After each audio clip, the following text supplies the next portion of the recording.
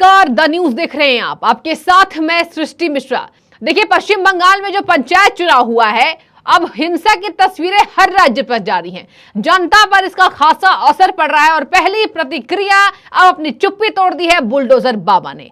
पंचायत चुनाव में जो हिस्सा हुआ है, जो हिंसा हुई है, वो घटनाओं पर ममता बनर्जी ने एक्शन तो नहीं लिया, लेकिन कहा कि राम, श्याम और वाम की वजह से पश्चिम बंगाल में हिंसा हुई है।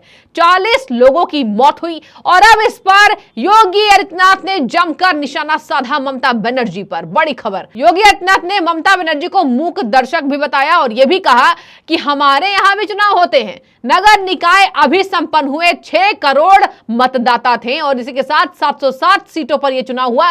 ना कहीं बूथ कैप्चरिंग हुई, ना कहीं किसी का मर्डर हुआ और ना कहीं लोकतंत्र खतरे में हुआ है। लेकिन यहां पर मुख्यमंत्री जी बेनकाब हो रही हैं। ममता बनर्जी पर जमकर बरसे योगी आदित्यनाथ। और देखिए, अब बात चल रही है, चर्चा तेज है कि इसका खासा असर 24 के लोकसभा चुनाव में होना है और यही वजह है कि ममता बनर्जी यहां पर कांग्रेस पार्टी को, बीजेपी को और कम्युनिस्ट पार्टी को दोषी ठहरा रही है। और आज तो उनका बयान भी सामने आया है, सहानुभूति बटोर रही है। कह रही है, मुझ पर इसलिए अटैक किया जाता है क्योंकि मेरा जो पृष्ठभूमि है, मेरी जो पृष्ठभूमि है वो साधारण है, इसलिए विपक्ष मुझ पर हमलावर है। चलिए थोड़ी विशेष चर्चा कर लेते हैं कि योगी आदित्यनाथ ने जो बताया है कि यूपी में भी निकाय चुनाव हुए, संपन्न हुए शांतिपूर्ण तरीके से, और जो पश्चिम बंगाल की स्थिति है, इसका कितना असर, कितना डेंट और कितना ममता चोट खाने वाली है लोकसभा चुनाव। तो रवि जी, बहुत स्वागत आपका डिबेट में। और निर्मम ममता की तस्वीरें वायरल हो रही हैं और अब योगी की पहली प्रतिक्रिया,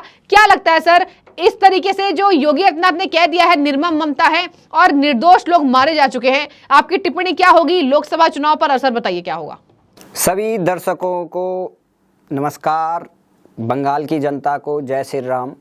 और जिस तरीके से पश्चिम बंगाल में जो हिंसा के साथ और जो लूट तंत्र हुआ, उसमें वोटिंग हुई, पंचायत इलेक्शन 2023 में जिस तरीके से लोगों को मारा गया, भले टीएमसी के भी मरे हों और कोई भी, लेकिन उसमें प्रशासन वहाँ का ममता बनर्जी का था। ममता बनर्जी ने जिस तरीके से वहाँ पर निर्दोष लोगों को है, समझो, उसमें ममता बनर्जी को के खिलाफ जिस तरीके से पश्चिम बंगाल में गुस्सा है, भले उस गुस्से को वो अपने टीएमसी के गुंडों से शांत करा सकती है, उनको डरा धमका के बम गोलों से डरा सकती है, लेकिन तब भी बीजेपी ने पिछली बार का जो आंकड़ा था, उन्होंने लगभग 5700 सीटें जीती थी और इस बार 11,000 का आंकड़ा पार किया है। 97% की ग्रोथ है। तो जिस तरीके से ये ग्रोथ हुई है, वो ममता बनर्जी के लिए, भले वो जीती है, भले वो कह रही कि मैं गांव-गांव तक वो टीएमसी का उसका जो डरा धमका के वो अपना सीटों को जीत गए, लेकिन उसका आपको ये बता दें कि ये जो जितनी सीटें हैं, ममता बनर्जी के लिए ये बड़ी बिल्कुल खुश होने वाली बात नहीं थी। ममता बनर्जी चाहती थी कि बीजेपी बिल्कुल सफाया हो जाए और लोकसभा में मैं एक तरफा जीतूं और मैं विपक्ष में पीएम का चेहरा बनूं। लेकिन जिस तरीके की हिंसा हुई, योगी जी ये बात कहते हैं कि हमने यहाँ पर 700 से ज्यादा निकाय चुनावों पर वोट किए और इतना बड़ा स्टेट है, पश्चिम बंगाल से बड़ा स्टेट है, यहाँ ज्यादा पार्टियां हैं, वहां पर तो अब नाम मात्र के विपक्ष रह गया है, कांग्रेस पार्टी रह गई है। यहाँ पे बसपा, सपा, लोकदल, ओवैसी, बीजेपी, कांग्रेस, तमाम ऐसी पार्टियां हैं, लेकिन उत्तर प्रदेश में हिंसा का बिल्कुल भी एक भी खरोच कहीं नहीं आती है। थोड़ा बहुत अगर कहीं पे हो गया होगा तो उस पे हल्की बोलचाल होती है, लेकिन उत्तर प्रदेश में जिस तरीके से योगी गवर्नमेंट ने प्रशासन को टाइट किया है, क्योंकि योगी ही एडमिनिस्ट्रेटर हैं और उनके पास गृह मंत्रालय का पूरा काम जिम्मा है और पुलिस प्रशासन उनके उसमें है, और उन्होंने यहाँ पर जिस तरीके से बुलडोजर नीति से जो कानून को तोड़ने वाले हैं उन पर नकेल कसी है। चाहे वो कोई भी नेता हो, चाहे वो किसी भी जाति धर्म का हो, उस पर एक्शन हुआ है और उस एक्शन का ही नतीजा है कि आज उत्तर प्रदेश बिल्कुल शांतिपूर्ण से आगे प्रगति कर रहा है। और बंगाल में देखिए कि लोकतंत्र का एक बड़ा पर्व होता है वोटिंग, और वोटिंग के समय पर किस तरीके से वहां पर निर्दोष जनता को, गांव वालों को एक चुनाव के लिए वोट करने नहीं दिया जाता है, जबरदस्ती वहां पर दूसरी पार्टी वाला आता है, जबरदस्ती उस पे स्टैंप मारता जाता है और जो बैलेट बॉक्स है उसको चुरा के ले के भागते हैं और कहते हैं कि ये लोकतंत्र है।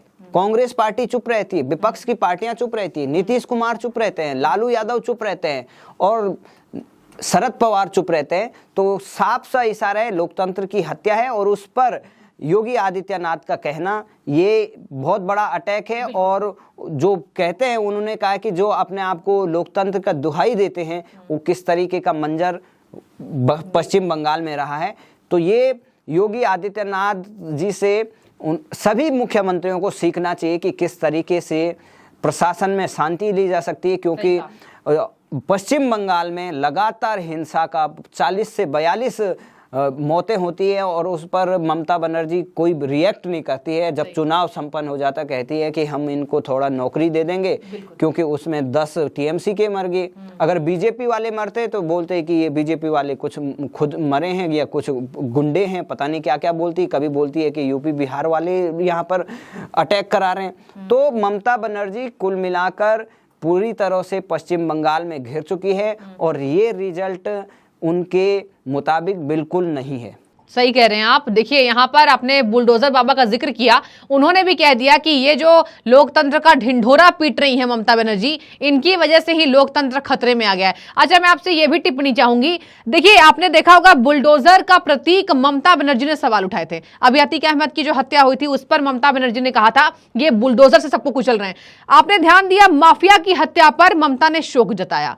इधर टीएमसी के कार्यकर्ता मर गए, बीजेपी के कई लोग मारे गए और यहां पर कांग्रेस पार्टी के भी कुछ कार्यकर्ताओं की मौत हुई है। तो बुलडोजर अच्छा कि ममता की हिंसा अच्छी? और क्या आपको लगता है कि उत्तर प्रदेश का उदाहरण जिस तरीके से पूरे देश में सेट हो रहा है, ममता बनर्जी को इस मॉडल पर तगड़ा झटका लगता हुआ दिखाई दे रहा है? देखो, ममता बनर्जी की पोल कौन नहीं खुलता है। बीएसएफ हमेशा बीएसएफ के खिलाफ वहां की पुलिस प्रशासन काम करती है। ममता बनर्जी खुलेआम बीएसएफ पर तमाम आरोप लग रहे और ममता बनर्जी पुलिस को खुली छूट देती है। वो बीएसएफ सेंटर एजेंसियों से लड़ने के लिए और जिस तरीके से वहां पर वोटिंग होती है वो बहुत ही शर्मनाक है। और ममता बनर्जी जो मांग कर रहे हैं बीजेपी वाले, जिस तरीके की हिंसा, अभी भले ही हाई कोर्ट ने उस पर अभी अंतरिम फैसले तक आने पर वो रोक लगा रखी, काफ़ी जगहों से वीडियो फुटेज और सारी चीज़ें वहाँ पर सबमिट की गई है। शुभेंदु अधिकारी ने ये वहाँ पर ये याचिका दायर की थी। अब आने वाले फैसले में डिसाइड करेगा कि क्या चीज़। कई जगह ऐसी रिपोर्ट आई है कि जीत गया है बीजेपी वाला, उसको बाद में प्रमाण पत्र किसी और को दिया जाता है, टीएमसी वाले को दिया जाता है। तो जिस तरीके से धांधली हुई है पश्चिम बंगाल में, वो एक लोकतंत्र के लिए नहीं बल्कि एक लूट तंत्र का उदाहरण वहाँ पर है। और पश्चिम बंगाल में अगर पूरे देश में इस तरीके का माहौल होगा तो क्या ये विपक्ष पार्टियां कहीं टिक पाएंगी? नहीं टिक पाएंगी। और इन पर इनको बोलना चाहिए था, लेकिन कांग्रेस वाले मरते रहे, पिटते रहे ग्राउंड पर, लेकिन सेंटर लीडरशिप राहुल गांधी आंखें बंद करके बैठे रहे। बिल्कुल। तो देखिए, यहाँ पर लगातार ये कहा जा रहा है, ये बातें दोहराई जा रही है कि लोकसभा चुनाव में इनको दंड पड़ेगा और इसी वजह से इन्होंने आज कांग्रेस पर भी निशाना साधा। आपने देखा होगा सीपीआईएम पे भी निशाना साधा। कह रहे हैं कि आप लोग मेरी बुराई करते रहेंगे और हम आपकी बड़ाई करेंगे, ऐसा नहीं होगा। और इसी वजह से ये कह रही है कि मुझे इस वजह से दबाव है क्योंकि मुझे अभी महागठबंधन के साथ जुड़ना है। क्या ऐसे में कांग्रेस पार्टी पर अटैकिंग मोड में है, वामपंथी पर अटैकिंग मोड में ममता बनर्जी, गठबंधन में इनका साथ सही तरीके से देंगी कि वहां भी धोखा करेंगी? क्या लगता है? देखो, गठबंधन बेकार का गठबंधन है, कोई गठबंधन नहीं है। सब अपना प्रॉफिट देखते हैं। ये जो पार्टियां होती है, ये पार्टी अपने प्रॉफिट के लिए बनाई है, अपने कार्यकर्ताओं को टिकट देने के लिए। अगर किसी पार्टी से कोई जुड़ता है तो वो इसलिए जुड़ रहा है कि मेरे को प्रतिनिधित्व करने का मौका मिले, मेरे को चुनाव लड़ने का मौका मिले। अगर कांग्रेस पार्टी पश्चिम बंगाल में वोट ही नहीं, कोई चुनाव ही नहीं लड़ेगी तो कौन नेता उस पार्टी में शामिल होगा? क्या कांग्रेस पार्टी ये खुलेआम स्वीकार कर सकती है कि वो चुनाव नहीं लड़ेगी? या लेफ्ट पार्टी जिनका वजूद वहां पे था, तो वहां पे ऐसा कोई सीन नहीं है। कोई पार्टी अपने किसी भी राज्य में एकदम से चुनाव नहीं लड़ेगी। ये नहीं हो सकता है। और विपक्षी पार्टियां खाली ये बेकार की एकता का बात करती हैं, अंत में जब वोटिंग होता है तो सब यहाँ एक पार्टी में एकता नहीं होती। अगर बीजेपी में किसी को टिकट नहीं मिलता तो वो निर्दलीय लड़ देता है। तो ये विपक्ष की पार्टी का जो एकता का ड्रामा है ये तो खाली बेफालतू का है। वो जो बोल रहे हैं कि हम 300 या 400 सीटों पर एक उम्मीदवार उतारेंगे महागठबंधन, ये कुछ कभी पॉसिबल नहीं है। भारत जैसे लोकतंत्र में जहां मल्टी पार्टी सिस्टम है, निर्दलीय तक लड़ सकते हैं, वहां पर ये पॉसिबल नहीं है। फालतू की बेकार की बातें हैं। जो भी इस बात को आगे बढ़ा रहा है वो खाली समय बर्बाद कर रहा है। और विपक्षी एकता बंगाल में दिखी कि आपस में किस तरीके से रहे हैं, आपस में लड़ कूट रहे हैं एक दूसरे।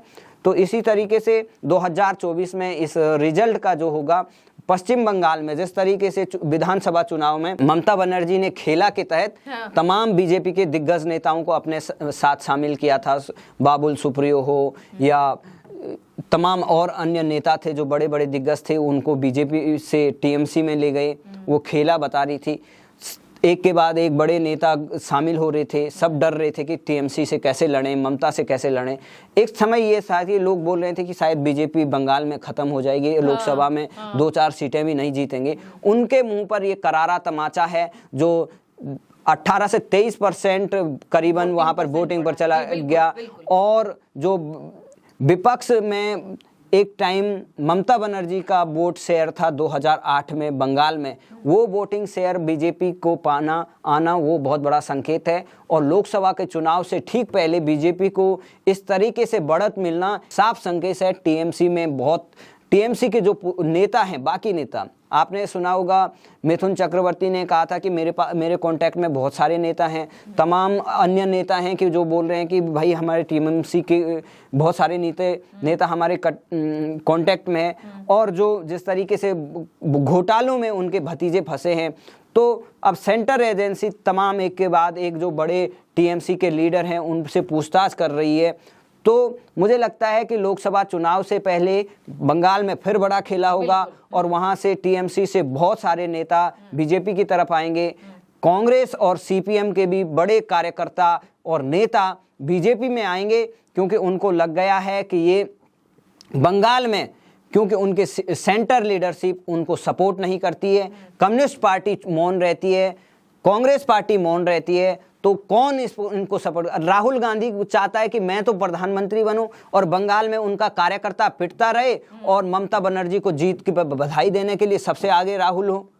तो क्या ये इस तरीके से कार्यकर्ता लड़ेगा? नहीं लड़ेगा। राहुल गांधी को कभी भी कोई जमीनी कार्यकर्ता प्रधानमंत्री बनने के लिए नहीं सपोर्ट करेगा बंगाल में। और बंगाल जहां 42 से ज्यादा सीटें हैं, उस स्टेट से अगर साफ या इनकी बड़े नेता मौन रहते हैं तो साफ आप समझ जाओ कि इनके स्थिति क्या है। इनके हर स्टेट में इनकी स्थिति खराब है। तो जो यहाँ इनके लोकल लीडरशिप है वो बिल्कुल ही असहाय है। और सेंटर लीडरशिप कहीं वीडियो बनाने में, कहीं खेत में कैमरा लेके जाने वाले, कभी ट्रक में जा रहे हैं, लेकिन जहां उनको अपने कार्यकर्ताओं के साथ होना है वहां नहीं होते हैं। तो राहुल गांधी और कांग्रेस पार्टी, लेफ्ट पार्टी आपस में ही बंगाल में लड़ रही हैं। और 2024 में सिर्फ और सिर्फ ममता वर्सेज वहां पर मोदी होगा। और जिसमें मोदी अगर 30 सीट भी जीत जाएंगे बंगाल में तो ये बहुत बड़ा चौंकाने वाली बात नहीं होगी, क्योंकि राज्यसभा के लिए भी बीजेपी ने ऐसे लोगों को टिकट दिया है कि ममता बनर्जी उसी से बौखलाई हुई है। और उसका साफ सा संदेश है कि पंचायत चुनाव में जो गांव में, आज ये खबरें आ रही थी कि टीएमसी के दफ्तरों पर बीजेपी वाले झंडे लगा रहे हैं, जो उनका हौसला, जो उनको डराया जा रहा था, धमकाया जा रहा था, जो उनको जा रहा था, आज वो इतने हौसले उनके बुलंद हैं कि टीएमसी के ऑफिस में भी वो झंडा बीजेपी का लगा रहे हैं। तो आप स्थिति समझिए कि वो जो टीएमसी वाले कर रहे थे, अब बीजेपी वाले उनको जवाब दे रहे हैं।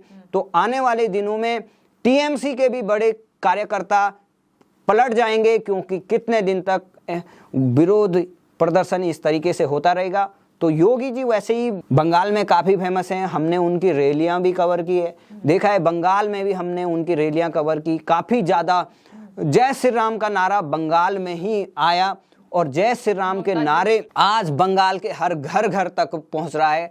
तो ये जिस तरीके से 2024 से पहले बंगाल में बीजेपी को बड़ा बूस्ट अप किया, उससे बाबुल सुप्रियो जैसे नेता छुप के कोने में रो रहे होंगे और ममता बनर्जी ने उनको झुंझुना भले ही पकड़ा गया होगा, ममता बनर्जी का सिंहासन डोल रहा है और बीजेपी और जनता वहां पर देख रही है, नाच रही है आज। ठीक है, तो देखिए ये था पूरा विश्लेषण और कहा जा रहा है कि पंचायत चुनाव में हुई हिंसा के बाद ममता को तगड़ा झटका लगने वाला है, क्योंकि बीजेपी के वोट शेयर्स बढ़ रहे हैं, जो ये दिखा रहे हैं कि लोकसभा चुनाव में कुछ बड़ा खेला होने वाला है। तो बहुत शुक्रिया आपका, बहुत संक्षेप में आपने जनता को समझा दिया है पश्चिम बंगाल के चुनावों की होने वाली स्थितियों से। बने रहिए, पल पल का अपडेट आपको देंगे। बहुत शुक्रिया।